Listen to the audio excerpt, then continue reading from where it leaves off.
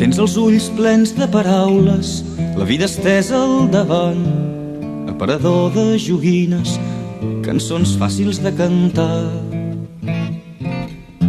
Cançó d'un temps de tramvies i carrers mal empedrats, dies de sol i de pluja, barri amunt i barri avall. Nits de lluna plena, somnis d'envelat. Hola, soc la Clara Mèrit Massip de segon SOC de l'Institut Berenguer d'Entença i aquest cop us vull parlar del llibre La plaça del Diamant de Mercè Rodoreda.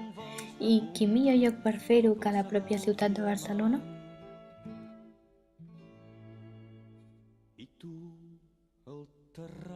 Ens trobem al carrer Manuel Angelón, però uns anys abans l'anomenaven carrer de Sant Antoni, també conegut per ser el carrer on va néixer Mercè Rodoreda.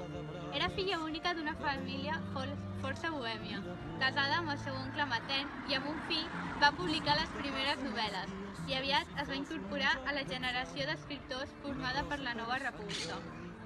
Donada la seva col·laboració amb diversos àmbits republicans, es veu obligada a exiliar-se a París i més endavant a Ginebra, on coneix un nou company de vida, deixant la seva família a Catalunya. En la seva estada a Ginebra va escriure La plaça del Diamant. Potser no està bé explicar que jo sóc molt patriota i, evidentment, a mi em satisfà veure com una novel·la catalana, tant si és meva com si no, que hagi tingut molt d'èxit. Finalment, després de 33 anys a l'exili, Rodoreda va tornar a la seva estimada Catalunya. Després d'11 anys d'haver tornat, va morir a Girona. A la plaça del Diamant. Aquesta és una història sobre una dona que no va existir, però que podria haver sigut qualsevol. La Natàlia, que és capaç d'atrapar el lector amb la seva veu interior, que cada cop és més dolorosa a mesura que la seva vida passa. I que, sobretot, a mesura que perd les ganes de seguir endavant a causa de la guerra i les seves conseqüències. Ella és la protagonista, però també l'anomenada Colometa, una noia dèbil de caràcter que pateix pels altres i vol acontentar-los fins al punt d'oblidar-se de la seva pròpia felicitat. Olor de sofre i de lluna, cada nit de Sant Joan. Nits de lluna plena. El seu primer marit, en Quimet, un home autoritari i capaç d'anul·lar la personalitat de la Natàlia, aconsegueix dominar la seva voluntat. Però tot i això, la seva mort durant la Guerra Civil Espanyola destrossa la Natàlia i a les seves ganes de viure, que també afecten els seus dos fills que tenien en comú. La part més trista i que més em va topar va ser quan es mostra clarament el punt de desesperació de la Colometa, que fins i tot és capaç de matar els seus fills i ella mateixa per tal de que la pena, la guerra i la fam no fossin un problema. La depressió de la Colometa sembla que comença a esfumar-se quan apareix el seu personatge preferit, l'Antoni. Ell es converteix en el segon marit de la Natàlia i el seu caràcter és oposat al del Quimet. La respecta, la cuida i no s'imposa a la seva dona.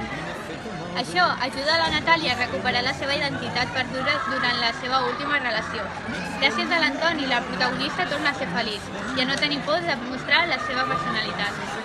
Un altre en començarà. La història ha captivat a moltíssima gent, tant en la seva adaptació teatral com en la portada al cinema. Però sobretot el que ha tingut més èxit és el llibre. Aquest està traduït a més de 30 idiomes. Tens els ulls plens de paraules. La veritat és que no m'he sentit identificada amb la història que narra la Mercè Rodoreda, però comentant amb la meva besàvia el llibre, el qual li té molt de pressa i s'ha rellegit centenars de vegades, em va explicar que un familiar molt proper va passar per una situació força semblant a la de l'autora. Al finalitzar la Guerra Civil Espanyola, el seu germà va haver d'exiliar-se a França per les seves implicacions amb la part republicana. Molt semblant a el que li va succeir a Rodoreda. Crec que això em va apropar més a l'escriptora, que va donar vida a la Colometa.